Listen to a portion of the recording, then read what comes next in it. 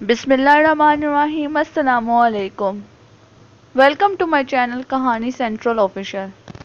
اگر آپ نے اب تک میرے چینل کو سبسکرائب نہیں کیا تو اس کو سبسکرائب کیجیے اور بیل آئیکن کو پریس کیجیے۔ اس طرح سے آپ کو میرے آنے والی تمام ویڈیوز کا نوٹیفیکیشن بر وقت ملتا رہے گا۔ چلے بچوں، کہانی کا اگلا ایپیسوڈ شروع کرتے ہیں۔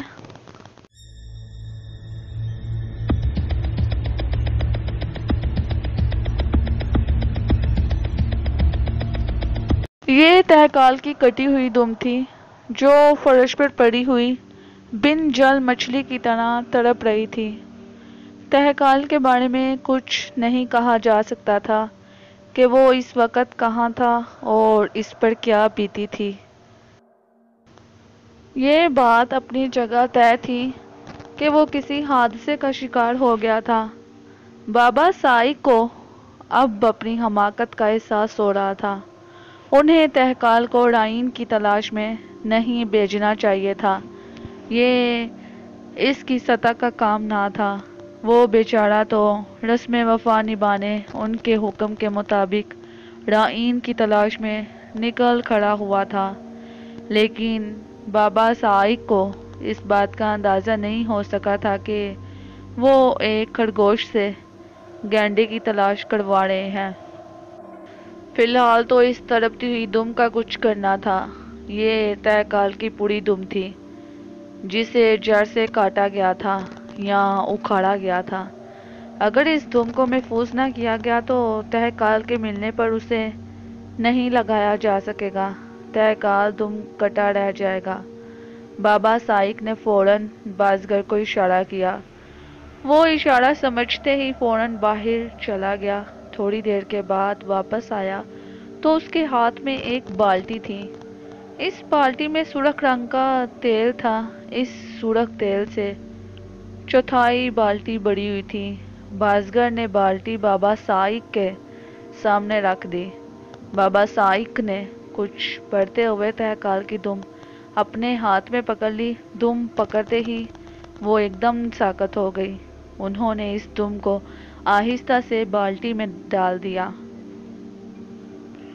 دیکھتے ہی دیکھتے سارا تیل دم نے پی لیا۔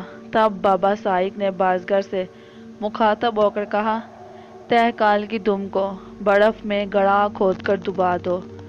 ٹھیک ہے بابا، بازگر نے سعادت مندی سے کہا اور بالٹی لے کر باہر نکل گیا۔ بستی کا رمز شناس سمار ملوک اس وقت کھانا کھانے کے لیے بیٹھ رہا تھا جب اسے بابا سائق کے آنے کی اطلاع ملی۔ وہ فوراً کھانا چھوڑ کر نیلا گنبد کی طرف چلا۔ نیلا گنبد مہمان خانہ تھا۔ اس ملاقات کے کمرے میں خاص لوگوں کو بلایا جاتا تھا۔ سمار ملوک جب نیلا گنبد میں داخل ہوا تو بابا سائق کو سر جھکائے بیٹھے دیکھا۔ بابا سائق کو اس طرح بیٹھا دیکھ کر اس کا دل ڈوبنے لگا۔ وہ تیزی سے بابا سائق کی طرف بڑھا۔ ان کے قریب بیٹھ کر سمار ملوک نے بابا سائق کا ہاتھ اپنے سر پر رکھا اور پھر وہی ہاتھ چوم کر جلدی سے بولا، بابا خیر تو ہے؟ اے رمز شناس، خیر نہیں ہے۔ یہ کہہ کر انہوں نے اپنا سر اٹھایا تو سمار ملوک نے دیکھا ان کی آنکھیں بھیگی ہوئی ہیں اور چہرے پر افسردگی چھائی ہوئی ہے۔ بابا کیا ہوا؟ آپ کی آنکھوں میں آنسو؟ سمار ملوک نے ایک مرتبہ پھر ان کا ہاتھ پکڑ کر چوم لیا۔ اے رمز شناس، میرا تہکال مجھ سے بچھڑ گیا۔ یہ کہتے ہوئے ان کا گلا رند گیا۔ اوہ میرے خدا، یہ کیا ہوا؟ سمار ملوک پر جیسے بجلی گری۔ وہ تو بستی کی رونق تھا، بچوں کا کھلونا تھا۔ کوئی اس کی دم کھینچتا تھا تو کوئی اس کے کان مروڑتا تھا۔ کوئی بچہ اس کے اوپر چڑھ کر بیٹھ جاتا تھا تو کبھی وہ کسی کو کچھ نہ کہتا تھا۔ اسے آ کر ہوا کیا؟ وہ ہم سے کیسے بچھڑ گیا؟ میں نے اسے رائن کی تلاش میں بھیجا تھا۔ وہ رائن کو تلاش کرتا کرتا خود گم ہو گیا۔ بس مجھ تک اس کی دم پہنچی ہے۔ اے رمز شناس، مجھے بتاؤ میں کس طرح اپنے دل کو سمجھاؤں؟ میں کہاں جاؤں؟ کیا کروں؟ بابا سائق کی آواز بڑھا گئی۔ بابا آپ کہیں نہ جائیں، میرے پاس بیٹھے، میرا دل اس ساہنے کو قبول کرنے پر تیار نہیں۔ آپ تھوڑی دیر یہاں بیٹھے، میں اپنے کمرے سے ہو کر آتا ہوں۔ یہ کہہ کر سمار ملوک نیلا گنبد سے نکل گیا۔ سمار ملوک نے یہ خبر رشا ملوک کو سنائی اور اسے نیلا گنبد جانے کی ہدایت کی۔ رشا ملوک کے لیے یہ خبر بہت تکلیف دہ تھی۔ تہکال اس کا بہت چہیتا تھا، وہ گھنٹوں اس کے کمرے میں اس کے ساتھ بیٹھا رہتا تھا۔ رشا ملوک دوڑتی ہوئی نیلا گنبد میں داخل ہوئی اور دم سے بابا سائق کے قدموں میں جا گری۔ اس نے بابا کا ہاتھ چوما اور آنکھوں میں آنسو بھر کر بولی، میرے بابا نے مجھے بڑی خوفناک خبر سنائی ہے، آپ کہہ دیں کہ یہ جھوٹ ہے۔ اے کاش یہ جھوٹ ہوتا۔ بابا سائق نے دل گرفتہ آواز میں کہا، میرا تہکال مجھ سے بچھڑ گیا، ہم سب کا تہکال ہم سے دور ہو گیا، میں اس بات پر یقین کرنے کو تیار نہیں ہوں۔ بابا گئے ہیں اپنے کمرے میں ذائچہ بنانے، ابھی معلوم ہو جاتا ہے کہ وہ کہاں ہے، کس حال میں ہے۔ رشا ملوک نے تسلی دی، اے رشا ملوک، مجھ سے غلطی ہو گئی، مجھے رائن کی تلاش میں اسے نہیں بھیجنا چاہیے تھا۔ لہجے میں پچھتاوا تھا۔ بابا رائن تو ابھی خود مدفون ہے، وہ کسی کو ابھی بھلا کیا نقصان پہنچا سکتا ہے، پھر ہمارا تہکال اس قدر آسانی سے مار کھانے والوں میں سے نہیں ہے، رشا ملوک نے کہا۔ چند لمحوں بعد سمار ملوک نیلا گنبد میں داخل ہوا۔ رشا اور بابا سائق نے بیک وقت اس کے چہرے کی طرف دیکھا، اس کا منہ لٹکا ہوا تھا۔ بابا آپ کا علم کیا کہتا ہے، جلدی بتائیے، رشا ملوک نے بے تابی سے کہا۔ میرے علم نے اندھیرے کے سوا کچھ نہیں دیا۔ او، اس کا مطلب ہے کہ گڑبڑ ہے، کوئی خطرناک صورتحال ہے، کچھ نہیں کہا جا سکتا۔ سمار ملوک دکھی لہجے میں بولا، میں ابھی ہنرمندوں کو طلب کرتا ہوں، ہمیں تہکال کو تلاش کرنا ہوگا۔ تب سمار ملوک نے فوراً اپنے ہڑکارے بستی میں دہرائے۔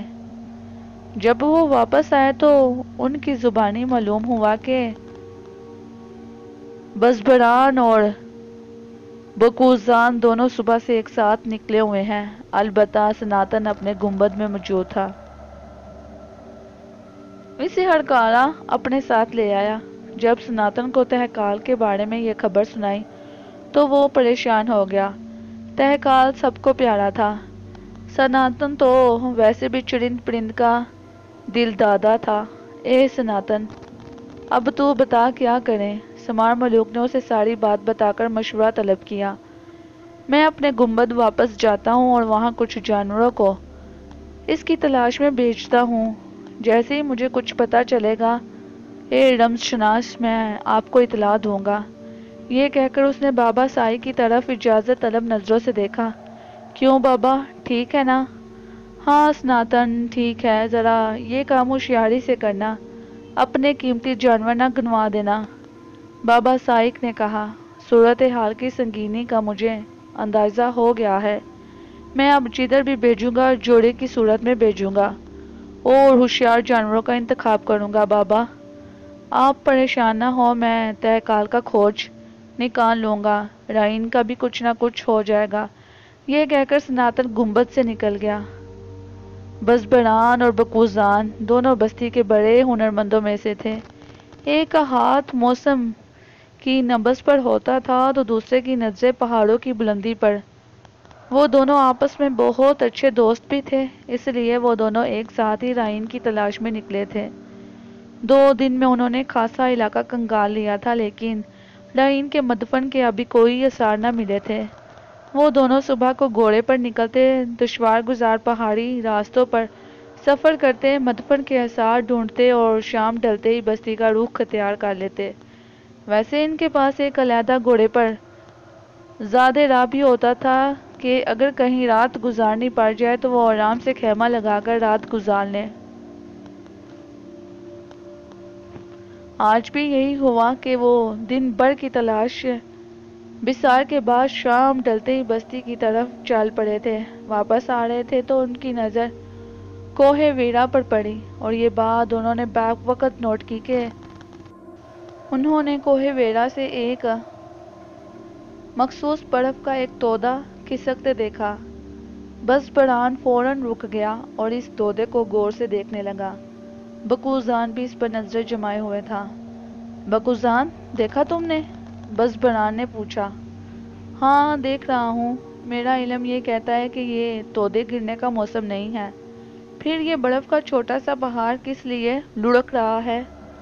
ہاں بزبان، تمہارا اندازہ بالکل صحیح ہے۔ مجھے یہ مصنوعی تودہ دکھائی دے رہا ہے۔ میرا مطلب ہے کہ یہ فطری تودہ ہرگز نہیں ہے۔ یوں لگتا ہے جیسے کہیں سے برف ہٹائی جا رہی ہو۔ اوہ بکوزان، اس کا مطلب ہے میں نے جو بات محسوس کی وہی تم نے بھی کی۔ بس بران نے مسرت امیز لہجے میں کہا۔ میرے خیال میں ہمیں یہیں ڈیرے ڈال لینا چاہیے۔ کسی مناسب جگہ سے ہمیں کوہ ویرا کے اس حصے کی نگرانی کرنی چاہیے۔ آؤ پھر اس چٹانی چھجے کے نیچے اپنا خیمہ لگا لیتے ہیں۔ یہاں ہمیں 7 دن رہنا ہوگا، تب جا کر صحیح صورتحال کا اندازہ ہوگا۔ پھر دونوں نے مل کر ایک خیمہ چٹائی چھجے کے نیچے نصب کر لیا۔ یہ اتنا بڑا خیمہ تھا کہ اس میں دونوں بآسانی سما سکتے تھے۔ اگرچہ 1-2 دن کا خورد و نوش کا سامان ان کے پاس موجود تھا، لیکن انہوں نے 7 دن رہنا تھا۔ طے یہ ہوا کہ بکوزان اس وقت بستی چلا جائے اور علی الصبح کھانے پینے کا سامان اور چند مینگتی اور کھچر لے کر آ جائے۔ اگر کوہ ویرا کا سفر کرنا پڑا تو کیا جا سکے۔ تب بکوزان چوبارنے کا وعدہ کر بس بران کو خیمے میں چھوڑ کر بستی کی طرف روانہ ہو گیا۔ اس نے اندھیرا گہرا ہونے سے پہلے بستی میں قدم رکھ دیے۔ سناتن کا گنبد راستے میں پڑتا تھا۔ وہ اس کے گنبد کے سامنے سے گزرا تو سناتن اپنے گنبد کے چبوترے پر، جو گنبد سے باہر بنا ہوا تھا اور جو ایک طرح سے ملاقاتیوں کے بیٹھنے کی جگہ تھی، بیٹھا ہوا تھا۔ اسے دیکھ کر اپنے گھوڑے سے اتر پڑا۔ سناتن نے اس کا کھڑے ہو کر استقبال کیا اور پتھر کے چبوترے پر، جس پر ایک سرخ رنگ کا دبیس قلین بچھا ہوا تھا، اس کا ہاتھ پکڑ کر بٹھا لیا۔ اے سناتن، کیسے ہو تم؟ بکوزان نے پوچھا۔ اے بکوزان، تم دونوں کہاں ہو؟ بھائی، ہم دونوں اس فتنے کی تلاش میں نکلے ہوئے ہیں۔ بس بران کو کوہ ویرا والے راستے پر ایک جگہ چھوڑ آیا ہوں۔ دونوں کی منت بلا کر رنگ لے آئی ہیں۔ تم لوگوں کے پاس کیا خوشخبری ہے؟ ابھی تو نہیں، 1 ہفتے کے بعد شاید ہم بستی والوں کو کوئی خوشخبری دے سکیں۔ آج دوپہر کو رمز شناس نے بلوایا لیا تھا۔ تم دونوں کو بھی بلوایا تھا، مگر تم دونوں نکلے ہوئے تھے۔ میں رمز شناس کے محل پر پہنچا تو نیلے گنبد میں بابا سائق بھی موجود تھے۔ وہاں ایک کڑبناک خبر سننے کو ملی۔ اے سناتن، کیا ہوا؟ جلدی بتا۔ ہماری بستی کا لاڈلا ہم سے بچھڑ گیا۔ کیا کہتے ہو؟ تہکال کی بات کرتے ہو؟ ہاں، اس کی بات کرتا ہوں۔ اسے بابا سائق نے رائن کی تلاش میں بھیج دیا تھا۔ اے سناتن، یہ تم نے بڑی بری خبر سنائی۔ بکوزان پریشان ہو کر بولا۔ پھر اس کی تلاش میں کس کو بھیجا گیا یا نہیں؟ ہاں، میں نے اپنے کئی کھوجی روانہ کیے ہیں، سناتن نے بتایا۔ اے سناتن، یہ معاملہ کچھ اور ہی لگتا ہے۔ تم نے ہوشیار کھوجیوں کو روانہ کیا ہے نا؟ ہاں، 2 باز بھیجے ہیں، 2 لومڑیاں اور 2 سانپ روانہ کیے ہیں۔ آخر 2 کیوں؟ اگر ایک کو نقصان پہنچ جائے تو دوسرا خبر لا سکے۔ یہ تم نے اچھا سوچا۔ اچھا، میں چلتا ہوں۔ علی الصبح مجھے بزبران کے پاس پہنچنا ہے۔ یہاں سے کچھ محنتی اور سامان کھچروں پر لے جانا ہے۔ دعا کرنا ہم لوگ کامیاب ہو سکیں۔ بکوزان اٹھتا ہوا بولا۔ ہاں بکوزان، میں دعا کروں گا۔ تمہاری کامیابی بستی کی کامیابی ہے، سناتن نے پرخلوص لہجے میں کہا۔ بکوزان نے بستی کے دل میں پہنچ کر 4 مضبوط محنت کشوں، کھچروں اور سامان خورد و نوش کا انتظام کیا اور اطمینان سے اپنے گنبد چلا گیا۔ منہ اندھیرے وہ اپنے گنبد سے نکلا تو اپنے گنبد کے دروازے پر پورے قافلے کو اپنا منتظر پایا۔ وہ فوراً اچھل کر گھوڑے پر سوار ہو گیا اور اس کے پیچھے 4 محنتی جو کھچروں پر سوار تھے دو کچر جن پر سامان لدا ہوا تھا چلنے لگے۔ بکوزان وعدے کے مطابق بس بڑان کے پاس پہنچ گیا، بلکہ کچھ جلد ہی پہنچ گیا۔ ابھی سورج پہاڑوں کی اوٹ میں چھپا ہوا تھا۔ بکوزان محنت کشوں کو سامان اتارنے اور خیمے لگانے کا اشارہ کر کر خود اپنا گھوڑا آگے بڑھاتا ہوا خیمے کے نزدیک آ گیا۔ بس بڑان ابھی تک بیدار نہیں ہوا تھا، شاید وہ رات دیر تک جاگتا رہا تھا۔ بکوزان گھوڑے سے اتر کے ایک نظر اس نے محنت کشوں پر ڈالی، وہ اپنے کام پر لگ گئے تھے۔ بکوزان نے خیمے کے باہر ہی سے نعرہ لگایا، اے بس بڑان، تم تو سوئے پڑے ہو، اس طرح کوہ ویرا کی نگرانی کیا خاک ہوگی؟ اندر سے اس کی بات کا کوئی جواب نہ آیا۔ پھر اس نے خیمے کا پردہ ہٹا کر اندر جھانکا۔ اگرچہ خیمے میں اندھیرا تھا، لیکن اتنا نہیں کہ اس کی تیز نظریں یہ نہ دیکھ سکے کہ بس بڑان خیمے میں نہیں ہے۔ پھر بھی وہ جلدی سے خیمے میں گھس گیا اور اس کا بستر اچھی طرح دیکھ لیا۔ اب یہ یقین کرنے کی کوئی وجہ نہیں تھی کہ بس بڑان سے خیمہ خالی ہے۔ اس یقین نے اس کے دل کی دھڑکن تیز کر دی۔ یہ کیا ہوا؟ پھر اس نے سوچا کہ ہو سکتا ہے کہ ضرورتاً ادھر ادھر گیا ہو۔ یہ سوچ کر وہ خیمے سے باہر آیا۔ محنتی اپنے کاموں میں مصروف تھے۔ بکوزان اس چٹانی چھجے سے نکل کر چاروں طرف دور تک نظر دوڑائی، لیکن اسے بس بڑان کہیں نظر نہ آیا۔ سورج آہستہ آہستہ اپنا سر ابھار رہا تھا، روشنی تیزی سے پھیلتی جا رہی تھی، اور جوں جوں روشنی پھیلتی جا رہی تھی اس کے دل میں اندھیرا بڑھتا جا رہا تھا۔ ایک انجانا سا خوف اس کے جسم پر چھاتا جا رہا تھا۔ اس نے میخیں گاڑتے محنتیوں کو آوازیں دے کر اپنے پاس بلایا، انہیں بس بڑان کی تلاش میں چاروں طرف دوڑایا۔ محنتی کچروں پر سوار ہو کر بس بڑان کی تلاش میں نکل گئے۔ بکوزان گھوڑے کی پیٹھ پر بیٹھ کر ڈھلانوں پر نظریں دوڑانے لگا۔ اچانک اس کے سامنے سے ایک گدھ گزرا۔ اس گدھ کو دیکھ کر بکوزان کھٹک گیا۔ اس نے اڑتے گدھ کا اپنی نظروں سے تعاقب کیا۔ دور ایک پہاڑی پر وہ گدھ جا کر بیٹھ گیا۔ اسے اس پہاڑی پر اور کئی گدھ اڑتے ہوئے نظر آئے۔ اس پہاڑی کی طرف ابھی کوئی نہیں گیا تھا۔ بکوزان نے اپنا گھوڑا اس رستے پر ڈال دیا۔ وہ آدھے گھنٹے کے اندر اس پہاڑی پر پہنچ گیا۔ گھوڑے کو ایک جگہ چھوڑ کر تیزی سے پہاڑی پر چڑھنے لگا۔ جب وہ اوپر پہنچا تو ایک جان لیوا منظر اس کا منتظر تھا۔ ہاں، وہ بس بڑان ہی تھا۔ اس کی آنکھیں کھلی تھیں اور جسم پتھر کا ہو چکا تھا، وہ مر چکا تھا۔ بکوزان نے یہ جاننے کے لیے کہ اس کی موت کس طرح واقع ہوئی ہے، اس کے جسم کا اچھی طرح معائنہ کیا تو یہ بات سامنے آئی کہ کسی خونخوار جانور نے اس کا گلا چبا ڈالا تھا۔ بس بڑان کا یہ انجام دیکھ کر دکھ کی ایک لہر اوپر سے نیچے تک اس کے جسم میں دوڑ گئی۔ اس کی سمجھ میں نہ آیا کہ بس بڑان اپنا خیمہ چھوڑ کر یہاں اس پہاڑی پر کس طرح پہنچا۔ وہ یہاں کیا کرنے آیا تھا؟ اگر یہ تصور کر لیا جائے کہ وہ یہاں سے کوہ ویرا کا نظارہ کرنے آیا تھا تو یہ اندازہ بھی غلط تھا، کیونکہ یہاں سے کوہ ویرا نظر نہیں آ رہا تھا۔ درمیان میں ایک پہاڑی حائل ہو گئی تھی۔ بس بڑان کے اس پہاڑی تک آنے کا کوئی جواز نہ تھا۔ پھر یہی سوچا جا سکتا تھا کہ اسے خیمے سے اٹھا کر یہاں لایا گیا اور پھر کسی خونخوار جانور کے حوالے کر دیا گیا۔ علاقے میں ایسے خونخوار جانوروں کا کوئی وجود نہ تھا۔ اس طرح کا واقعہ بستی کے کسی شخص کے ساتھ آج تک پیش نہیں آیا تھا۔ بکوزان کا دماغ چکرا کر رہ گیا۔ ایک تو دوست کی موت کا صدمہ تھا، پھر اس دوست کے ساتھ جو کچھ ہوا تھا وہ چکرا دینے کے لیے کافی تھا۔ بکوزان نے اپنے بکھرتے ہوئے اعصاب کو مجتمع کیا، اس کے پتھر جسم کو وہیں چھوڑ کر وہ تیزی سے نیچے آیا، گھوڑے پر بیٹھا اور اپنے خیمے کی طرف چل دیا۔ ابھی وہ تھوڑا سا آگے ہی چلا تھا کہ اسے ایک محنتی نظر آیا۔ اس نے اسے فوراً ہدایت دی کہ وہ اس کی ہدایت پر عمل کرتے ہوئے اپنے چاروں ساتھیوں کو اس پہاڑی پر لے آیا۔ سب نے مل کر بس بڑان کے پتھر جسم کو اتارا اور پھر اس جسم کو ایک کھچر پر لاد کر واپسی کا سفر شروع کر دیا۔ بکوزان جب بس بڑان کا جسم لے کر بستی میں داخل ہوا تو پوری بستی میں ایک کڑاہ مچ گیا۔ بس بران کوئی معمولی شخص نہ تھا، وہ اس بستی کے ستونوں میں سے تھا، 3 بڑے ہنرمندوں میں سے ایک تھا۔ موسم کی نبض پر ہر وقت اس کی انگلیاں رہتی تھیں، اب وہی انگلیاں پتھر کی ہو چکی تھیں۔ ریت کے مطابق یہ قافلہ رمز شناس سمار ملوک کے محل کے دروازے پر پہنچا۔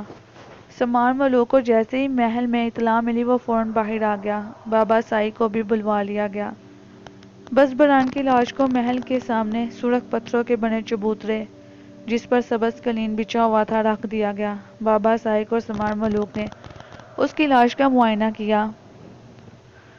بخوزان کی طرح ان کی سمجھ میں بھی نہ آیا کہ بس بران کو کس جانور نے ہلاک کیا۔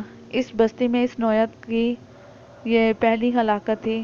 رسم کے مطابق بس بران کے پتھر جسم کو 16 گھوڑوں کی کٹاری میں رکھا گیا اور یہ گاڑی دھیرے دھیرے میدان فنا کی طرف چلنا شروع ہوئی۔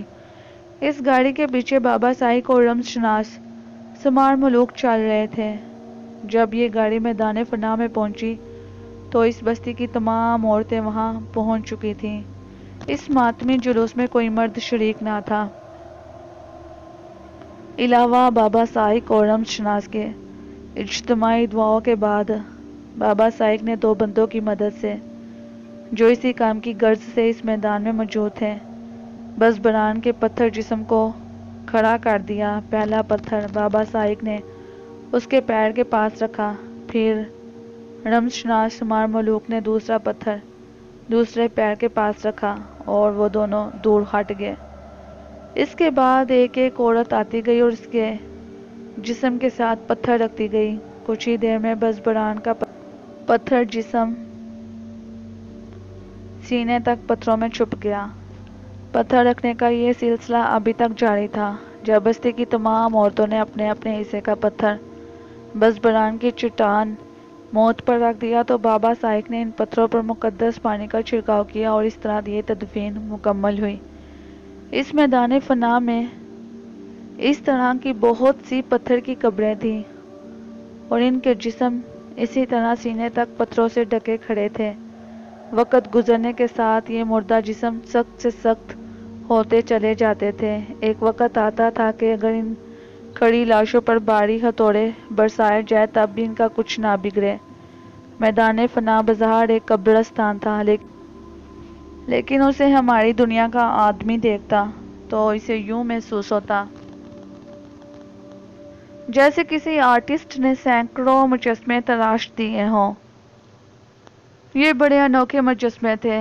خیر اس بستی کا ایک بڑا ہنرمند بس بران ابدی سفر پر روانہ ہو چکا تھا اور اس کی موت کے اسباب پر غور کرنے کے لیے بابا سائق اور سمار ملوک سر جوڑے بیٹھے تھے، لیکن ان کی سمجھ میں کچھ نہیں آ رہا تھا۔ وہ دونوں بار بار اپنا سر کھجا رہے تھے، ایک دوسرے کو خالی نگاہوں سے دیکھ رہے تھے۔ ابھی تہکال کے بارے میں یہ طے نہیں ہو سکا تھا کہ اسے کس قسم کا حادثہ پیش آیا ہے۔ آیا وہ زندہ ہے یا زندگی کی بازی ہار چکا ہے؟ اگر اس کی موت واقع ہو چکی ہے تو اس کا ذمہ دار کون ہے؟ یہ کس کی مذموم حرکت ہے؟ اس بستی میں جرائم کی تعداد نہ ہونے کے برابر تھی۔ سب بھلے مانس لوگ تھے جو ایک دوسرے کے جذبات کا خیال رکھتے تھے اور بستی کے قوانین پر سختی سے عمل کرتے تھے۔ رائن کی تلاش کے سلسلے میں 2 کوششیں ناکام ہو چکی تھیں اور ان کوششوں کے نتائج انتہائی سنگین نکلے تھے۔ اب سناتن میدان میں تھا۔ اس نے اپنے کچھ شکاری میدان میں اتارے تھے، ان کا انتظار تھا کہ وہ کیا کر کر لوٹتے ہیں۔ بابا سائق نے وہ پورا دن سمار ملوک کے نیلے گنبد میں گزارا۔ رشا ملوک دوپہر کا کھانا خود لے کر آئی۔ اس نے اپنی نگرانی میں ان دونوں کو کھانا کھلوایا۔ جب وہ دونوں کھانا کھا چکے تو سمار ملوک کو ساحل عمر کا خیال آیا۔ اس نے فوراً پوچھا، رشا ملوک اپنے موڑ کو بھی کھانا کھلایا؟ جی بابا، میں نے مویا کو بھیج دیا تھا کہ کھانا لے جائے، رشا ملوک نے بتایا۔ اب قہوہ لے کر میں خود جاؤں گی۔ اسے یہیں نہ بلوا لے؟ سمار ملوک نے بابا سائق سے پوچھا۔ ہاں بلوا لو، ہو سکتا ہے وہ ہم سے بہتر کوئی بات سوچ لے۔ بابا صاحب نے بڑی صاف گوئی سے کہا، ٹھیک ہے میں جاؤں گی تو انہیں ساتھ لیتی آؤں گی، ویسے انہیں میں نے حالات سے باخبر رکھا ہوا ہے۔ رشا ملوک نے اپنے باپ سے مخاطب ہو کر کہا۔ اچھا کیا تم نے، سمار ملوک نے اسے تعریفی نظروں سے دیکھا۔ کوئی 1 گھنٹے کے بعد ساحل عمر رشا ملوک کے ساتھ مہمان خانے میں آ پہنچا۔ اس نے باری باری دونوں دناؤں کا ہاتھ چوما اور بڑے ادب سے دوزانوں ہو کر قالین پر بیٹھ گیا۔ طے کال کے اچانک غائب ہو جانے کا اسے بھی صدمہ تھا۔ اس نے اس کی تصویر بنائی تھی اور بہت دل لگا کر بنائی تھی۔ اس تصویر کے حوالے سے وہ اس کے بہت قریب تھا۔ پھر اس نے اسے چترو بیل کے چنگل سے نکالا تھا، نہ صرف چترو بیل کے شکنجے سے نکالا تھا بلکہ رشا ملوک سے ملاقات کا ذریعہ بھی بنا تھا۔ اس طرح طے کال کے بہت احسان تھے اس پر۔ وہ اس کا ایک طرح سے محسن تھا۔ اس کی گمشدگی اس کے لیے باعث تشویش تھی۔ وہ چاہتا تھا کہ کسی طرح اس کی تلاش میں نکل جائے، لیکن ابھی اسے بستی یا بستی سے باہر جانے کی اجازت نہیں مل رہی تھی۔ ویسے بابا صاحب طے کال کی زندگی کی طرف سے مایوس ہو چکے تھے۔ اگر طے کال اس دنیا میں نہیں رہا تھا تو پھر 2 دنوں میں یہ 2 اموات ہوئی تھیں۔ ان اموات کے پیچھے کوئی گہری سازش کام کر رہی تھی۔ سوال یہ تھا کہ وہ کون تھے جو ان معصوم لوگوں کے پیچھے لگ گئے تھے۔ رائن تو ابھی اپنے مدفن میں تھا۔ صاحب پیر کو سناتن کے آنے کی اطلاع ملی۔ اسے فوراً اندر بلوا لیا گیا اور ساحل عمر سے کہا کہ وہ رشا ملوک کے ساتھ اندر چلا جائے۔ کسی مصلحت کی بنا پر وہ ابھی بستی والوں کے سامنے ساحل عمر کی آمد کو ظاہر نہیں کرنا چاہتے تھے۔ ساحل عمر فوراً اٹھ کر رشا ملوک کے ساتھ اندر محل میں چلا گیا۔ سناتن کے چہرے پر اداسی چھائی ہوئی تھی۔ وہ خاموشی سے ان دونوں کے سامنے دوزانوں ہو کر بیٹھ گیا۔ اے سناتن، اس بستی کے بڑے ہنرمند، کیا تو بھی ناکام ہو گیا؟ بابا صاحب نے اس کے چہرے پر نظر ڈالتے ہوئے کہا، ناکام تو خیر میں نہیں ہوا، لیکن کوئی اچھی خبر میرے پاس نہیں ہے۔ وہ اداس لہجے میں گویا ہوا۔ جو کچھ کہنا ہے جلد کہہ اور صاف صاف کہہ، سمار ملوک نے ذرا تیز لہجے میں کہا۔ میں نے طے کال کی تلاش میں 6 شکاری روانہ کیے تھے، 2 باز، 2 لومڑیاں اور 2 سانپ۔ ان میں سے صرف ایک باز واپس آیا اور اس کا بھی ایک بازو زخمی ہے، شاید اس پر بھی کوئی افتاد پڑی ہے۔ اوہ، یہ کیا ہو رہا ہے؟ ہماری بستی کس طوفان کی لپیٹ میں ہے؟ بابا صاحب نے آہ بھری۔ ضرور ہم سے کوئی گناہ ہوئے ہیں کہ اوپر والے نے ہم پر آفتیں نازل کرنا شروع کر دی ہیں، سمار ملوک نے کہا۔ طے کال کے بارے میں کوئی خبر لایا ہے تیرا شکاری؟ بابا صاحب نے سوال کیا۔ ہاں بابا، لایا ہے، سناتن بولا۔ جلد بتا، طے کال زندہ تو ہے؟ کچھ کہا نہیں جا سکتا، اس باز کے ساتھ جا کر دیکھنا ہوگا کہ وہ کس حال میں ہے۔ تجھے کیسے معلوم ہوا کہ وہ کہاں ہے؟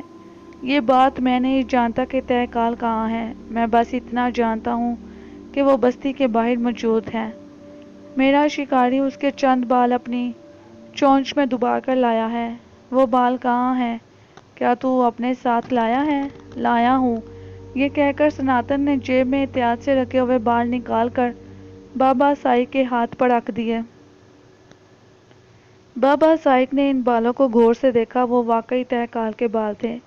ان بالوں کو دیکھ کر بابا صاحب کی آنکھوں میں امید کی کرن جاگی۔ وہ ان بالوں کو پہچانتے ہوئے بولے، ہاں یہ بال میرے طے کال کے ہیں۔ اے سناتن، تو دیر نہ کر، فوراً اپنے شکاری لے کر بستی سے نکل جا۔ تجھے جو چاہیے وہ میں مہیا کر دوں گا۔ بابا، مجھے کچھ نہیں چاہیے، جو مجھے چاہیے اس کا انتظام میں خود کر لوں گا، سناتن اٹھتے ہوئے بولا۔ اچھا میں جاتا ہوں، دعا کرے کہ طے کال تک پہنچ جاؤں۔ ہاں تو جا، میں دعا کروں گا۔ سناتن دونوں دناؤں کے ہاتھ چوم کر نیلے گنبد سے نکل گیا۔ پھر اس نے اپنے ساتھ 2 محنتی اور لیے، اپنے باز کو کندھے پر بٹھایا اور خود گھوڑے پر سوار ہو کر سوچنے لگا کہ کدھر جائے۔ اتنے میں باز اس کے کندھے سے ایک سمت اڑا اور تھوڑا دور جا کر واپس اس کے کندھے پر آ بیٹھا۔ اس باز نے سمت کا تعین کر دیا تھا۔ سناتن اس کی بتائی ہوئی سمت کی طرف چل پڑا۔ یہ سمت کوہ ویرا کی طرف اشارہ کر رہی تھی۔ کوہ ویرا کی اپنی کہانی تھی جو صدیوں سے چلی آ رہی تھی۔ کوئی نہیں جانتا تھا کہ کوہ ویرا کے اس طرف کیا ہے۔ اس بستی کے لوگوں نے ادھر جانا چھوڑ دیا تھا۔ اب تو کہانیاں ہی رہ گئی تھیں، کہانیاں جو بستی والے اپنے بزرگوں سے سنتے چلے آئے تھے۔ یہ کہانیاں سینہ بسینہ چلی آ رہی تھیں۔ کبھی بہت سالوں پہلے اس بستی کے چند سرفرے نوجوانوں کے دل میں کوہ ویرا کے اس پار جانے کی خواہش نے شدت اختیار کی۔ وہ نوجوان یہ دیکھنے کے لیے اس پار کیا ہے کوہ ویرا کی مہم پر نکل کھڑے ہوئے۔ وہ 5 نوجوان تھے۔ وہ گئے تو پھر ان میں سے 4 نوجوان واپس نہ آ سکے۔ کافی عرصے کے بعد ایک نوجوان خستہ حالت میں اپنی بستی میں پہنچا تو وہ کوہ ویرا کے بارے میں کچھ نہ بتا سکا کیونکہ اس کے منہ میں زبان موجود نہ تھی۔ یہ جاننے کے لیے کہ ان 4 نوجوانوں کے ساتھ کیا ہوا، وہ کہاں گم ہو گئے اور جو نوجوان واپس آیا اس کی زبان نکال کر کس نے اپنے پاس رکھ لی۔ دو سرفرے نوجوان اس مہم میں نکل کھڑے ہوئے۔ بستی والے ان نوجوانوں کا انتظار کرتے ہی رہ گئے۔ ایک طویل عرصہ گزرنے کے باوجود ان دونوں میں سے کوئی واپس نہ پلٹا۔ ان دونوں نوجوانوں کے 2 بھائی اور بستی میں موجود تھے۔ وہ اپنے گمشدہ بھائیوں کی محبت کے جنون میں مبتلا ہو کر بستی والوں کے منع کرنے کے باوجود کوہ ویرا کی مہم پر نکل کھڑے ہوئے۔ نتیجہ وہی ڈاکے 3 پارٹ۔ بستی والے ان کا بھی انتظار کرتے رہ گئے۔ پھر بستی کے ایک ہنرمند نے اپنے کچھ جانور کوہ ویرا کی مہم پر روانہ کیے۔ ان مہم جو جانوروں میں سے صرف ایک باز واپس آیا۔ اس باز کے پنجوں میں ایک نوجوان کے لباس کا ٹکڑا تھا۔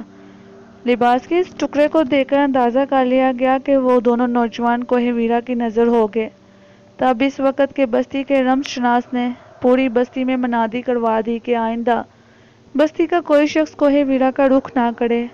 اگر کسی کو کوہ ویرا کی مہم پر جانے کا بہت شوق ہو تو وہ ضرور جائے، لیکن کوہ ویرا کے ادھر ہی رہے، اس کے پیچھے جانے کی کوشش نہ کرے۔ اتنے لوگوں کی گمشدگی کے بعد اب اس بات کی اجازت نہیں دی جا سکتی تھی کہ کوئی نوجوان خواہ مخواہ اپنی جان گنوانے کوہ ویرا کی مہم پر چلا جائے۔ اس اعلان کے باوجود 1-2 متجسس نوجوانوں نے خفیہ طور پر کوہ ویرا کا راز معلوم کرنے کے لیے سفر اختیار کیا، مگر وہ یہ بتانے کے لیے کہ وہاں کیا ہے بستی میں واپس نہ آ سکے۔ پھر کوہ ویرا کے بارے میں نت نئے افسانے تراش کیے گئے، خوفناک کہانیاں گڑھ لی گئی اور یہ کہانیاں سینہ بہ سینہ آج بھی ایک دوسرے کو سنائی جاتی ہیں۔ کوہ ویرا آج بھی ایک سربستہ راز ہے۔ اس بستی کے لوگ نہیں جانتے کہ کوہ ویرا کے پیچھے کیا ہے۔ لوگ ادھر جاتے ہیں تو وہاں سے واپس کیوں نہیں آتے؟ ان پر کیا بیتتی ہے؟ وہ کہاں کھو جاتے ہیں؟ جہاں بہت سی کہانیاں مشہور تھیں، ان میں ایک کہانی یہ بھی تھی کہ کوہ ویرا کے پیچھے کالے لوگوں کی بستی ہے، ایسے لوگ جن کی رگوں میں شیطان خون بن کر دوڑتا ہے، جو اچھائی کے دشمن ہیں، انسانیت کی دھجیاں بکھیر کر خوشی محسوس کرتے ہیں۔ یہ بات بالکل ٹھیک تھی، کوہ ویرا کے پیچھے شیطانوں کی بستی تھی، کالے اور برے لوگ آباد تھے، ایسے لوگ جو دوسروں کی زندگیوں میں زہر گھول کر خوش ہوتے تھے۔ یہ بستی اونچے اونچے پہاڑوں میں گری تھی اور بہت گہرائی میں تھی، اتنی گہرائی میں کہ سورج محض 1 گھنٹے دکھائی دیتا تھا۔ یہ بستی دن میں بھی اندھیرے میں ڈوبی رہتی تھی۔ اندھیرے لوگ تھے، اندھیرے میں رہ کر ہی خوش رہتے تھے۔ یہاں اتنی کثافت تھی کہ روشنی کا 1 گھنٹے میں دم گھٹنے لگتا تھا، وہ اپنی جان چھڑا کر نکل جاتی تھی۔ سناتن اپنے باز کی رہنمائی میں آگے بڑھتا جا رہا تھا، وہ باز جس کا ایک بازو زخمی تھا اور وہ اونچی اونچی اڑان بھرنے سے قاصر تھا۔ چھوٹی چھوٹی اڑانیں بھر کر سناتن کی رہنمائی کرتا اور پھر اس کے کندھے پر آ بیٹھتا تھا۔ جب سناتن اس کے بتائے ہوئے راستے پر سفر کر لیتا تو پھر وہ اڑ کر اسے آگے کا راستہ دکھاتا۔ اس طرح آگے بڑھتے بڑھتے اندھیرا جھکنے لگا مگر منزل نہ آئی۔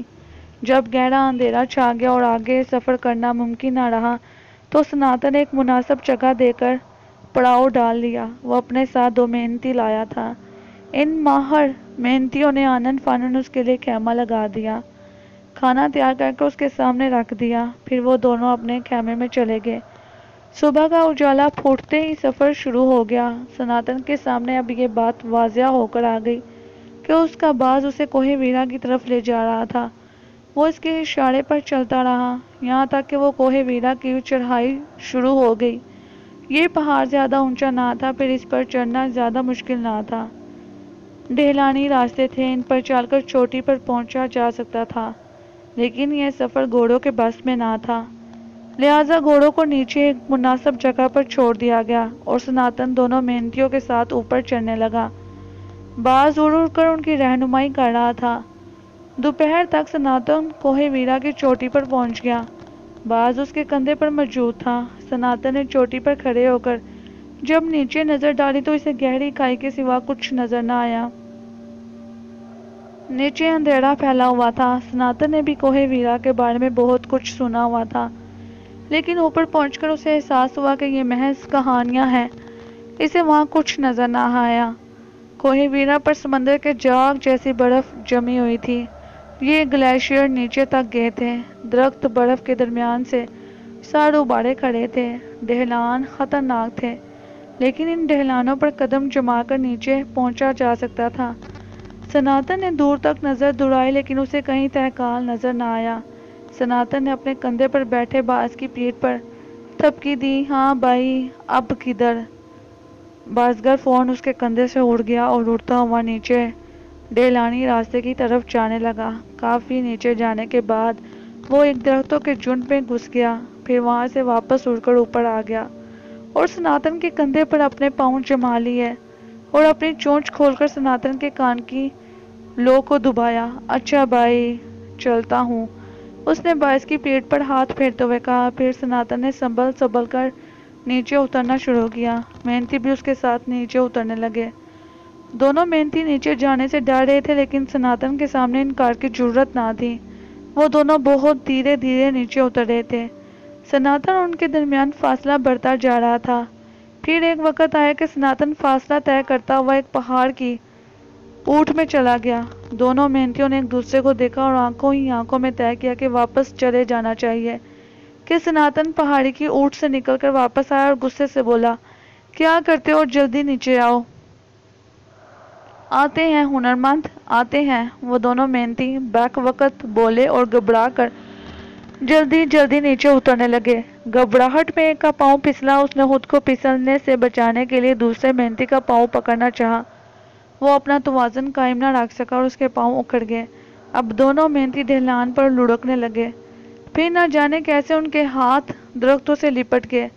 دونوں نے ان درختوں کو مضبوطی سے تھام لیا اور اپنی خوش قسمتی پر ناز کرنے لگے۔ جب انہوں نے اوپر نظر اٹھا کر دیکھا تو وہ کس درخت سے لپٹے ہوئے ہیں تو وہ دونوں ان درختوں کی صورت دیکھ کر اپنے ہوش گنوا بیٹھے۔ وہ درخت نہ تھے، برفانی رچھ تھے، لہیم، شہیم اور تناور۔ وہ دونوں رچھ برابر کھڑے تھے۔ وہ سفید رنگ کے تھے، جبکہ ان کے منہ کالے تھے۔ یہ گوشت خور رچھ تھے۔ ان دونوں خونخوار رچھوں نے چند لمحوں میں دونوں محنتیوں کو چیر پھاڑ کر رکھ دیا۔ انہوں نے پیٹ پھاڑ کر دونوں کی آنتیں باہر نکال دیں۔ دونوں محنتیوں نے آخری چیخ ماری، پھر ہمیشہ کے لیے خاموش ہو گئے۔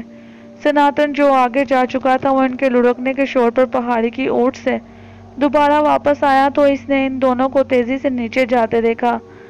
وہ ان کے راستے میں آ کر انہیں روکنا چاہتا تھا، لیکن جانتا تھا کہ وہ اتنی تیزی سے لڑک رہے ہیں کہ وہ انہیں روکنے کی بجائے خود بھی ان کے ساتھ لڑکنا شروع ہو جائے گا، اسی لیے وہ ان کے سامنے آنے سے باز رہا۔ پھر سناتن نے ان دونوں کو کافی نیچے ریچھوں کے پیروں سے لپٹ کر رکتے دیکھا اور پھر چند لمحوں میں ریچھوں نے دونوں محنتیوں کا حشر کر کر رکھ دیا۔ سناتن نے ان کی آخری چیخیں سنی۔ انہیں ادھرتے دیکھا تو اسے اپنے ہوش اڑتے ہوئے محسوس ہوئے۔ اب اس کے علاوہ کوئی چارہ نہ تھا کہ وہ آگے جانے کی بجائے پلٹ کر اوپر بھاگے۔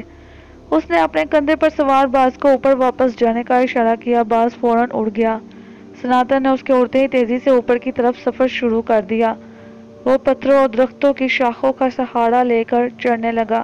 تھوڑا سا اوپر چڑھ کر اس نے پلٹ کر نیچے دیکھا۔ وہ دونوں ریچھ اپنے ارد گرد سے بے نیاز ان دونوں محنتیوں کی لاشوں سے لپٹے ہوئے تھے۔ ویسے بھی وہ دونوں ریچھ اتنے نیچے تھے کہ انہیں اوپر آنے میں وقت لگتا۔ اتنی دیر میں سناتن کو امید تھی کہ وہ ان کی پہنچ سے دور نکل جائے گا۔ تازہ صورتحال میں تو اسے اور مہلت مل گئی تھی، پھر بھی اس نے غفلت سے کام نہ لیا۔ وہ کسی بندر کی طرح اچھلتا چھلنگے لگاتا بڑی مستعدی اور پھرتی سے اوپر چلا آ رہا تھا۔ پھر وہ جلد ہی اوپر چوٹی پر پہنچ گیا۔ وہ بہت خوش تھا کہ اس کی جان بچ گئی۔ وہ موت کی وادی سے بخیریت اوپر پہنچ گیا تھا۔ وہ چوٹی پر ہاتھ پاؤں پھیلائے لمبے لمبے سانس لے رہا تھا۔ اس نے چوٹی سے نیچے دیکھا، اسے کچھ دکھائی نہ دیا، نیچے اندھیرا تھا۔ وہ دونوں رچھ درختوں پر اور چٹانوں کے پیچھے کہیں چھپ گئے تھے۔ ایک دم اسے ایک چیخ سنائی دی۔ یہ اس کے باز کی چیخ تھی جو اسے خطرے سے آگاہ کر رہا تھا۔ سناتن نے گردن گھما کر باز کو دیکھنا چاہا کہ وہ کہاں ہے اور کس قسم کا خطرہ لاحق ہے، کہ پیچھے سے دو کالے ہاتھ اس کے گلے میں آئے اور پھر تیز دانتوں نے آنن فانن اس کی گردن ادھیڑ دی۔ سناتن یہ بھی نہ دیکھ پایا کہ اس پر حملہ کرنے والا کون ہے۔ اب وہ تیزی سے برف پر پھسلتا جا رہا تھا۔ اس کی گردن میں جیسے آگ لگ گئی تھی، اس پر گشی تاری ہوتی جا رہی تھی۔ پھر وہ پھسلتے پھسلتے جہاں رکا وہاں اس کا گھوڑا موجود تھا۔ سناتن اپنے گھوڑے کی گردن سے جھول کر کسی طرح اس کی پیٹھ پر سوار ہو گیا اور اس نے اپنے دونوں ہاتھوں سے گھوڑے کی پیٹھ پکڑ لی۔ چند لمحوں بعد باز بھی گھوڑے کی پیٹھ پر آ کر بیٹھ گیا۔ تب وہ گھوڑا سنبھل کر مگر تیزی سے نیچے اترنے لگا۔ جب وہ گھوڑا سناتن کو اپنی پیٹھ پر لادے تھکن سے چور شام ڈلے بستی میں داخل ہوا تو سب سے پہلے بکوزان کی اس پر نظر پڑی۔ وہ اپنی کٹاری میں کہیں باہر کا چکر لگا کر بستی میں داخل ہو رہا تھا۔ جب وہ اس گھوڑے کے پاس سے گزرا، اس نے گھوڑے کی پیٹھ پر کسی کو بے سدھ لیٹا ہوا دیکھا تو وہ اپنی کٹاری رو کر گھوڑے کی طرف بھاگا۔ جب اس نے گھوڑے پر لدے شخص کی صورت دیکھی تو اس کے دل میں سناٹا اتر گیا۔ ایک اور موت! ابھی تو بس بران کا غم ہلکا نہ ہوا تھا کہ بستی کے ایک اور اہم ستونوں کی لاش آ گئی۔ بکوزان نے سناتن کی لاش جو اب پتھر ہو چکی تھی گھوڑے کی پیٹھ سے اٹھا کر اپنی کٹاری میں ڈالی اور رمز شناس کے محل کی طرف روانہ ہو گیا۔ بستی ایک مرتبہ پھر غم کی لپیٹ میں آ گئی۔ جس کو خبر ہوتی گئی وہ بکوزان کی کٹاری کے ساتھ ہو گیا۔ بکوزان نے سناتن کی پتھر لاش کو دوسروں کی مدد سے رمز شناس کے محل کے سامنے بنے چبوترے پہ رکھ دیا۔ رمز شناس شمار ملوک فوراً ہی محل سے باہر نکل آیا۔ بابا سائک کو بھی وہاں پہنچنے میں دیر نہ ہوئی۔ دونوں نے مل کر سناتن کی لاش کا معائنہ کیا۔ اس کی گردن کا بھی وہی حال تھا جو بزبران کی گردن کا تھا۔ کسی وحشی جانور نے اس کا نڑکھوڑا چبا ڈالا تھا۔ یہ کیا ہو رہا ہے؟ ہماری بستی کے امن کو کس کی نظر کھا گئی؟ بابا سائک کے لہجے میں اداسی تھی۔ ابھی تو وہ بدبخت اپنے مدفن میں موجود ہے۔ اس پر اس نے لاشوں کے انبار لگا دیے ہیں۔ کہیں وہ اپنے مدفن سے نکل آیا تو جانے کیا تباہی پھیلے، شمار ملوک نے الجھے ہوئے انداز میں کہا۔ سناتن کے 5 جانور ہلاک، ہمارے 2 ہنرمند بزبران اور سناتن اور 2 محنتی، ان سب کی زندگیاں چھین لی گئی اور ہم کچھ بھی نہیں کر سکے۔ ابھی تو اس کے مدفن کے علاقے کا تعین بھی نہیں ہو سکا۔ مدفن کا پتہ چلانا تو دور کی بات ہے۔ بابا سائک فکر میں ڈوبے بول رہے تھے۔ اے بابا، تعین تو ہوگا۔ میں اب یقین سے یہ بات کہہ سکتا ہوں کہ رائن کا مدفن کوہ ویرا پر کسی جگہ ہے۔ ہو سکتا ہے یہ مدفن کوہ ویرا کے اس طرف ہو، یہ بھی ہو سکتا ہے کہ ہماری طرف ہو، لیکن یہ بات یقینی ہے کہ وہ منحوس کوہ ویرا پر کسی جگہ دفن ہے۔ بکوزان نے بڑے یقین سے کہا۔ اب کوہ ویرا پر کون جائے گا؟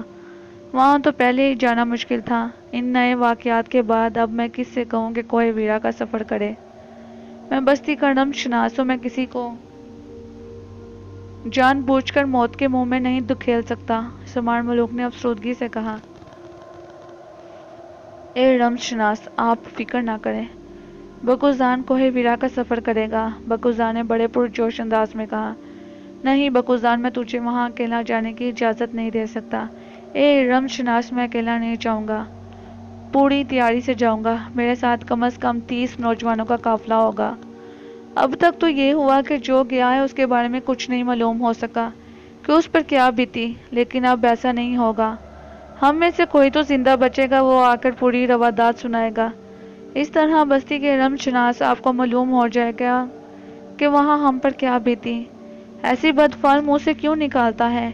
یہ کیوں نہیں کہتا کہ تو جائے گا اور اس مرتبہ رائن کے مدفن کا کھوج لگا کر آئے گا؟ شمار ملوک نے اسے ڈانٹ پلائی۔ ہاں رمشناس، ایسا بھی ہو سکتا ہے۔ ایسا ہی ہوگا، اس مرتبہ بابا صاحب نے زور دے کر کہا۔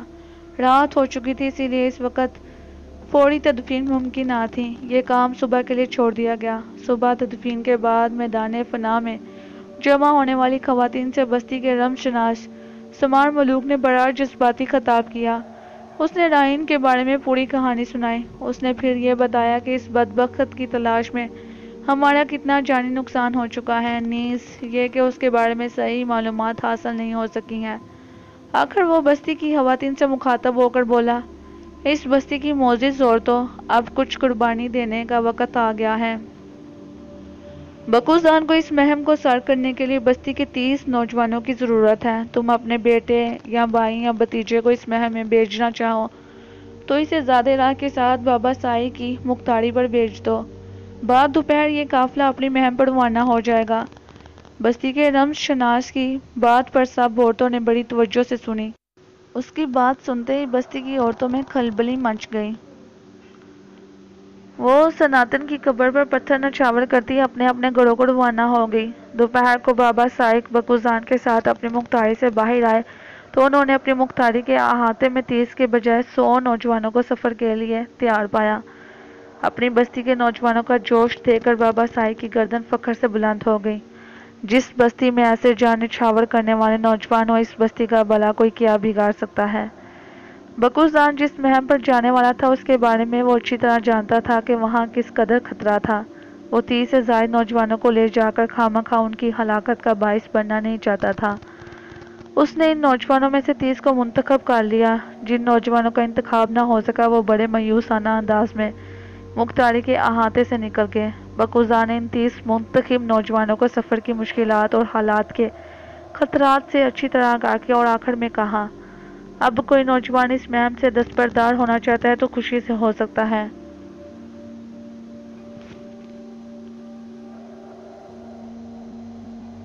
اسے کچھ نہیں کہا جائے گا، لیکن کسی نوجوان نے جانے سے انکار نہ کیا۔ دوپہر کے بعد بستی کا رمشناس بابا سائی کی مختاری آ پہنچا۔ اس کی آمد کے بعد مہم جو کا یہ قافلہ کوہ ویرا کی طرف روانہ ہوا۔ بابا سائق نے ان کی کامیابی کی دعا کی۔ رمشناس سمار ملوک نے رخصت ہوتے وقت ہر نوجوان کی پیٹھ تھپکی، جاؤ اور خوشخبری لے کر آؤ۔ بکوزان 30 نوجوانوں کو جو ہر طرح سے لیس تھے، جب اپنے ساتھ لے کر چلا تو اس کے دل میں متضاد قسم کے جذبات پیدا ہو رہے تھے۔ کبھی وہ نا امیدی کے گٹا ڈوب اندھیرے میں ڈوب جاتا، کبھی کامیابی کے چراغ اس کے دل کی فضلیں روشن کر دیتے۔ بہرحال وہ تذبذب کے عالم میں بستی سے نکلا۔ اس نے منہ سے ایک عجیب سی آواز نکالی، پھر اس کا گھوڑا ہموار راستے پر سرپٹ دوڑنے لگا۔ اس کی تقلید میں 30 نوجوان گھڑسواروں نے اپنے اپنے گھوڑے کو ایڑھ لگائی۔ پھر وہ چند ثانیوں کے بعد ہی ہوا سے باتیں کرنے لگے۔ رشا ملوک بستی کے باہر اپنی شاہی کٹاری پر بیٹھی پردہ ہٹائے نوجوانوں کے قافلے کو اس وقت تک دیکھتی رہی جب تک وہ پورا قافلہ اس کی نظروں سے اوجھل نہ ہو گیا ہو۔ جب نوجوانوں کو یہ معلوم ہوا کہ رمشناس کی بیٹی رشا ملوک انہیں رخصت کرنے بستی کے باہر تک جا رہی ہے تو ان کا جوش دو چند ہو گیا۔ وہ بار بار پیچھے مڑ کر دیکھ رہے تھے۔ رشا ملوک اپنی بند کٹاری میں تھوڑا سا پردہ ہٹا ان نوجوانوں کو دیکھتی جا رہی تھی، لیکن کسی نوجوان کا اسے دیکھ لینا ممکن نہ تھا۔ رشا ملوک کا دل تیزی سے دھڑک رہا تھا۔ وہ ابھی تک یہ طے نہیں کر پائی کہ اس نے جو کچھ کیا ٹھیک کیا تھا یا اپنے ہاتھوں اپنی بدقسمتی کو دعوت دی تھی، لیکن وہ کیا کرتی، وہ ایسا کرنے پر مجبور تھی۔ ساحل عمر کو جب یہ معلوم ہوا کہ سناتن بھی لاش کی صورت میں بستی میں واپس آ گیا تو اس نے رشا ملوک سے بات کی۔ رشا، اس مہم پر میں جانا چاہتا ہوں۔ آپ تو بستی میں نہیں جا سکتے، آپ مہم پر جانے کی بات کر رہے ہیں۔ رشا ملوک نے سختی سے منع کر دیا۔ ساحل عمر اپنا من مار کر رہ گیا۔ وہ اصل میں بند کمرے میں رہتے رہتے پریشان ہو گیا تھا، اب باہر نکلنا چاہتا تھا۔ پھر اسے جانے یہ یقین سا کیوں تھا کہ اس بستی کا کوئی شخص رائن کا مدفن تلاش نہیں کر سکتا، وہ کر سکتا تھا۔ رشا ملوک کے منع کرنے پر اس نے خاموشی اختیار کر لی۔ پھر دوسرے دن مویا نے اسے اطلاع دی کہ بکوزان کی قیادت میں 30 نوجوانوں کا قافلہ رائن کی تلاش میں جا رہا ہے۔ یہ سن کر وہ مچل اٹھا۔ اس نے مویا سے کہا اس قافلے میں شامل ہونے کی وہ کوئی ترکیب بتائے۔ تب مویا نے اس کا اصرار دیکھ کر اسے ایک ترکیب بتا دی۔ اور تاکید کر دی کہ وہ اس سلسلے میں اس کا نام نہ لے۔ مویا کے جانے کے بعد جب رشا ملوک اس کے لیے قہوہ لے کر آئی تو اس نے آؤ دیکھا نہ تاؤ۔ رشا ملوک کے سر پر دھیرے سے ہاتھ رکھ دیا اور بولا، اے رشا ملوک، تجھے اپنے مور کی قسم، اگر تو مجھے محل پر نہ بھیجے تو میرا مڑا منہ دیکھے۔ یہ سن کر رشا ملوک ایک دم سناٹے میں آ گئی۔ یہ ساحل عمر نے کیا کر دیا تھا؟ اس نے کیا کہہ دیا تھا؟ کیسی قسم دے دی تھی؟ وہ اب مجبور ہو گئی تھی۔ اس بستی کی ریت کے مطابق اگر وہ ساحل عمر کو اس محل پر نہ بھجواتی تو قسم پوری نہ کرنے کی پاداش میں ضرور اس کا مڑا منہ دیکھتی۔ یہ ایک بہت خطرناک بات تھی، سنگین مسئلہ تھا۔ اس کا کوئی بھی خوفناک نتیجہ نکل سکتا تھا، لیکن اب کچھ نہیں ہو سکتا تھا۔ اس سلسلے میں وہ اپنے باپ سے بھی اجازت نہیں لے سکتی تھی، کیونکہ وہ یہ بات اچھی طرح جانتی تھی کہ وہ کسی قیمت پر اسے اس مہم پر جانے کی اجازت نہ دیں گے۔ اس طرح اس کی قسم ادھوری رہ جائے گی اور یوں وہ اپنے مور سے ہاتھ دھو بیٹھے گی۔ تب رشا ملوک نے بازگر کو اپنا ہمراز بنایا۔ اس نے اس کا ہاتھ پکڑ کر اپنے سر پر رکھ کر قسم دی کہ وہ اس راز کو کسی قیمت پر فاش نہیں کرے گا۔ اس قسم کے بعد وہ بھی مجبور ہو گیا اور اس نے وہ کر دیا جو رشا ملوک چاہتی تھی۔ بازگر نے ساحل عمر کو ہر وہ چیز مہیا کر دی جس کی سفر کے لیے ضرورت تھی۔ پھر 30 نوجوانوں کے قافلے میں 31ویں نوجوان کی شمولیت کوئی ایسا مشکل کام نہ تھا۔ جب یہ قافلہ بستی سے نکلا تو ساحل عمر ایک چٹان کی اوٹ سے نکل کر ان میں شامل ہو گیا۔ سارے نوجوان کے لباس یکساں تھے۔ ان میں ساحل عمر کو الگ کرنا آسان نہ تھا۔ پھر چہرے پر ہر نوجوان نے ایک خاص قسم کا کنٹوپ پہنا ہوا تھا۔ اس اونی کنٹوپ کی وجہ سے سر، چہرہ اور گردن بھی چھپ گئی تھی، صرف آنکھیں دکھائی دے رہی تھیں۔ قافلہ روانہ ہوا تو ساحل عمر جو سب سے آخر میں تھا، اس نے مڑ کر رشا ملوک کی کٹاری کی طرف دیکھا۔ رشا ملوک نے اپنا نازک ہاتھ باہر نکال کر لہرایا اور پھر فوراً ہی اپنا ہاتھ اندر ڈال لیا، اور وہ اس قافلے کو اس وقت تک دیکھتی رہی جب تک ساحل عمر اس کی آنکھوں سے اوجھل نہ ہو گیا ہو۔ قافلے کے جانے کے بعد بازگر اچھل کر کٹاری پر بیٹھا۔ اس نے 5 گھوڑوں کی اس شاہی کٹاری کی باگیں سنبھالی اور پیچھے مڑ کر بولا، اے رشا ملوک، کیا اب چلیں؟ ہاں بازگر، چلو۔ دعا کرو کہ میرا مور بخیریت واپس آ جائے۔ میں دعا کروں گا، لیکن یہ کام ہوا غلط ہے۔ بازگر نے گاڑی بستی کی طرف موڑتے ہوئے کہا،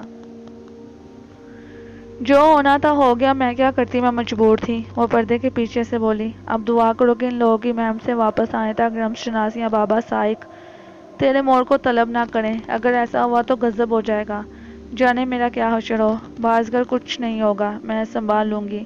رشا ملوک نے بڑے اعتماد سے کہا، تم فکر نہ کرو۔ جان بازوں کا یہ قافلہ اندھیرا ہونے تک کوہ ویرا کے دامن میں جا پہنچا۔ بگوزا نے یہاں پہنچ کر نوجوانوں کو اپنے خیمے کھولنے کا حکم دیا۔ اس نے بتایا کہ اب صبح ہوتے ہی سفر کا آغاز کیا جائے گا۔ پھر اجالا ہوتے ہی خیمے سمیٹ لیے گئے۔ بگوزا نے 5 نوجوانوں کی ٹولیاں بنا کر انہیں کوہ ویرا کے مختلف راستوں پر روانہ کیا۔ ان تمام ٹولیوں کو مختلف راستوں سے گزر کر کوہ ویرا کی چوٹی پر پہنچنا تھا۔ وہاں اکٹھا ہو کر پھر آگے کا لاحہ عمل طے کرنا تھا۔ بگوزا نے ان نوجوانوں کی ٹولیوں کو اچھی طرح سمجھا دیا تھا کہ کوہ ویرا پر چڑھتے ہوئے اگر کسی قسم کے کوئی آثار، کوئی نشانی یا کوئی غیر معمولی صورتحال دکھائی دے تو اسے کس طرح نمٹنا جائے۔ آخری ٹولی کو ہدایت دے کر بگوزا نے خود بھی ان کے پیچھے چل دیا۔ اب یہ چڑھائی ایسی تھی کہ گھوڑے ان راستوں پر چل سکتے تھے۔ بگوزا نے پوری 30 نوجوان آگے روانہ کیے۔ 5 کی 6 ٹولیاں بھیجی تھیں۔ 31واں نوجوان غائب تھا۔ ساحل عمر ان لوگوں کے خیمے سمیٹنے سے پہلے ہی اپنا خیمہ سمیٹ کر کب کا اوپر جا چکا تھا۔ اسے معلوم تھا کہ کوہ ویرا پر پورا قافلہ ایک ساتھ نہ جا سکے گا اور ایسی صورت میں اس کا نظروں میں آ جانا عین ممکن تھا، لہٰذا اس نے اپنا راستہ الگ کر لیا۔ وہ درختوں اور چٹانوں میں سے اپنا راستہ بناتا آگے بڑھ رہا تھا۔ جہاں تک اس کا گھوڑا اوپر جا سکا وہ اس پر سوار رہا۔ جب اس نے دیکھا کہ اب گھوڑے کے لیے راستہ خطرناک ہو گیا ہے تو اس نے اپنے گھوڑے کو وہیں چھوڑا اور پھر پیدل ہی اوپر چل دیا۔ یہ ایک دشوار گزار راستہ تھا، پہاڑ پر چڑھنا آسان کام نہ تھا، ہر قدم پر موت اپنا جال بچھائے بیٹھی تھی۔ لیکن ساحل عمر پر ایک دھن سوار تھی، وہ ایک جوش اور ولولے کے ساتھ آگے بڑھ رہا تھا۔ وہ اس انسانیت کے دشمن کو جاگنے سے پہلے ہی ختم کر دینا چاہتا تھا۔ اس سفریت کو ختم کرنا اب بھی دور کا مسئلہ تھا۔ سردست تو یہ معلوم کرنا تھا کہ وہ خبیث دفن کہاں ہے۔ بگوزان کا خیال تھا کہ وہ کوہ ویرا میں ہی کہیں دفن ہے۔ یہ ممکن تھا کہ وہ کوہ ویرا کے دوسری طرف دفن ہو۔ وہ سوچتا ہوا بہت سنبھل کر اوپر چڑھ رہا تھا کہ اچانک اس کا پاؤں پھسل گیا۔ اس نے خود کو بہت سنبھالنے کی کوشش کی لیکن سنبھال نہیں پایا، وہ بہت تیزی سے نیچے گرنے لگا۔ اب اسے یقین ہو گیا کہ اس کا بچنا محال ہے، ابھی اس کا سر کسی پتھر سے ٹکرا کر پاش ہو جائے گا اور پھر وہ آٹے کی بوری کی طرح کوہ ویرا کے دامن میں جا گرے گا۔ کبھی کبھی برائی میں بھی اچھائی کا پہلو ہوتا ہے، اوپر والے کی مصلحت اوپر والا ہی جانتا ہے۔ اس کا پاؤں پھسلا تو وہ نیچے جانے کی بجائے برف کے ڈھیر پر گرا۔ یہ برف نرم تھی، وہ تھوڑا سے اس میں دنس گیا، اس کی جان بچ گئی۔ اس نے اللہ کا شکر ادا کیا۔ پھر اس نے بیٹھے بیٹھے اپنے سامنے کا جائزہ لیا۔ اس کے سامنے 8-10 فٹ کے فاصلے پر ایک بڑا سا سوراخ تھا۔ یوں محسوس ہوتا تھا جیسے برف اس سوراخ سے باہر نکالی گئی ہو، یا یوں کہنا چاہیے کہ برف کھود کر یہ سوراخ کیا گیا ہو۔ اسے آس پاس کوئی نظر نہ برف پر کسی قسم کے نشانات تھے۔ اس نے سوچا کہ وہ آگے بڑھ کر اس سوراخ میں جھانک کر دیکھے۔ پھر اسے خیال آیا کہ کہیں یہ برفانی ریچھوں کا بٹ نہ ہو، وہ اس سوراخ میں گھسے اور وہ اندر سے نکل کر اس پر حملہ کر دیں۔ وہ سمار ملوک کی بخشی ہوئی تلوار اپنے ساتھ لایا تھا، لیکن وہ کمبل میں لپٹی گھوڑے کے پیٹھ پر بندھی تھی اور گھوڑا نیچے تھا۔ بازگر نے اسے ایک خنجر بھی دیا تھا جو اس کی پنڈلی سے بندھا ہوا تھا۔ اس نے وہ خنجر اپنی پنڈلی سے کھینچ لیا اور اسے اپنے ہاتھ میں لے کر اس سوراخ میں جانے کی ٹھان لی۔ یہ برف کا ڈھیر اونچا تھا اور سوراخ نیچے تھا۔ اس سوراخ تک اپنی ایک ڈھلانی راستہ بنا ہوا تھا۔ وہ کچی برف پر قدم جماتا ہوا اس سوراخ کی طرف بڑھا۔ جب وہ سوراخ کے سامنے پہنچا تو اسے سوراخ گہرائی میں نظر آیا۔ سامنے اندھیرا تھا، لہٰذا وہ یہ اندازہ نہ کر پائے کہ سوراخ کتنا اندر تک گیا ہے۔ یہ ایک 4 فٹ اونچا اور 2-2.5 فٹ چوڑا سوراخ تھا۔ وہ اس سوراخ میں جھک کر داخل ہو سکتا تھا۔ کچھ دیر تک وہ سوچتا رہا کہ کیا کرے۔ وہ فوراً فیصلہ نہ کر پایا۔ تب اسے اپنے گلے میں پڑے تعویذ کا خیال آیا۔ اس نے اپنے کوٹ کا ایک بٹن کھول کر اپنے اندر ہاتھ ڈال کر تعویذ کو چھوا۔ تعویذ چھوتے ہی اس کے کانوں میں ایسی آواز آئی جیسے کسی نے کہا ہو، جاؤ۔ اس آواز کے ساتھ ہی اس کا دل مضبوط ہو گیا۔ وہ اب بے دھڑک اس برفانی غار میں داخل ہو گیا۔ وہ غار میں پاؤں جما کر اوپر جھک کر چل رہا تھا، لیکن جیسے جیسے وہ آگے قدم بڑھا رہا تھا یہ غار اونچا ہوتا جا رہا تھا۔ جب وہ 10-15 قدم اندر چلا گیا تو اس نے محسوس کیا کہ وہ اپنے پورے قد سے کھڑا ہو سکتا ہے، لہٰذا وہ پورے قد سے کھڑا ہو گیا۔ راستہ ابھی بند نہیں ہوا تھا، سامنے اندھیرا تھا، وہ اندازہ نہیں کر سکتا تھا کہ آگے کیا ہے۔ باہر سے آنے والی روشنی دم توڑتی جا رہی تھی۔ وہ کم ہوتی روشنی میں دھیرے دھیرے ایک مرتبہ پھر آگے بڑھنے لگا۔ راستہ سیدھا اور ہموار تھا، اسے آگے بڑھتے ہوئے کسی قسم کی دشواری محسوس نہیں ہو رہی تھی، لیکن اندھیرا برابر بڑھ رہا تھا۔ جب اندھیرا خاصا بڑھ گیا تو اس نے کھڑے ہو کر اپنی پیٹھ پر لٹکے ہوئے بیگ کو آگے کیا، اس کی زپ کھول کر اس میں سے ٹارچ نکالی، زپ بند کر کر بیگ پیچھے کیا اور ٹارچ روشن کر لی۔ اب اس کے بائیں ہاتھ میں ٹارچ اور دائیں ہاتھ میں خنجر تھا۔ وہ پھر محتاط انداز میں بڑھنے لگا۔ ابھی تک اندر سے کسی قسم کی آواز یا حرکت محسوس نہیں ہوئی تھی، یوں محسوس ہوتا تھا جیسے اندر مکمل سناٹا ہے۔ چند قدم مزید آگے چلنے کے بعد اسے محسوس ہوا کہ غار آگے جا کر چھوٹا ہو گیا ہے، لیکن ایسا نہ تھا، آگے اصل میں سیڑھیاں تھیں۔ وہ ٹارچ کی روشنی میں سیڑھیاں اترنے لگا، مگر غار کی اونچائی اتنی ہی رہی۔ 8-10 سیڑھیاں اتر کر وہ ایک گول چھت کے نیچے پہنچ گیا۔ اس نے ٹارچ کی روشنی میں چاروں طرف کا جائزہ لیا۔ سامنے ایک پتھر کا چبوترا تھا اور اس چبوترے کے چاروں کونوں پر پتھر سے تراشے گئے ستون تھے۔ ان ستونوں کے درمیان چبوترے پر ایک ایسی چیز تھی جسے دیکھ کر ساحل عمر کے دل کی دھڑکن اچانک تیز ہو گئی۔ وہ 5-5 کی ٹولیاں مختلف راستوں سے ہوتی ہوئی اوپر چوٹی پر پہنچ رہی تھی۔ ابھی صرف 2 ٹولیاں چوٹی پر تھیں۔ بکوزان ان سب سے پیچھے تھا۔ کوئی 1 گھنٹے کے اندر سارے نوجوان بخیریت و عافیت اوپر پہنچ گئے۔ جب بکوزان بھی اوپر پہنچ گیا تو اس نے ایک ایک نوجوان کو بلا کر نیچے سے اوپر آنے کا احوال پوچھا۔ جس پر جو بیتی تھی اس نے وہ کہہ سنائی، مگر ان کہانیوں میں اس کے مطلب کی کوئی کہانی نہ تھی۔ کوہ ویرا کی اس طرف تو کچھ ہاتھ نہ لگا تھا۔ اب بکوزان اپنے قافلے کو لے کر کوہ ویرا کے اس طرف اترنا چاہتا تھا۔ اس مرتبہ اس نے حکمت عملی میں تبدیلی کر دی۔ نیچے سے اوپر آتے ہوئے اس نے نوجوانوں کو 5-5 کی ٹولیوں میں بانٹ دیا تھا، لیکن اب اس نے نوجوانوں سے کہا کہ کوہ ویرا 2-2 کر نیچے اتریں گے اور ہر پارٹی کے درمیان 5 قدم کا فاصلہ رہے گا تاکہ کسی خطرناک صورت میں اجتماعی طور پر نمٹا جا سکے۔ بکوزان نے کوہ ویرا کی پراسرار کہانیوں کے پیش نظر اور حالیہ اموات کے حوالے سے بات سمجھا دی تھی اور حالنامہ مسترد اور چوکس رہنے کی تاکید کی تھی۔ بکوزان کی ہدایت کے مطابق دو نوجوان 5 قدم کا فاصلہ رکھ کر نیچے اترنے لگے۔ اس مرتبہ بکوزان سب سے آگے تھا۔ جب آخری 2 نوجوان بھی نیچے اترنے لگے اور وہ اتنے نیچے پہنچ گئے کہ کسی ناگہانی آفت کے پیش نظر ان کا بچ نکلنا ممکن نہ ہو، تو وہ ناگہانی آفت اچانک ان پر ٹوٹ پڑی۔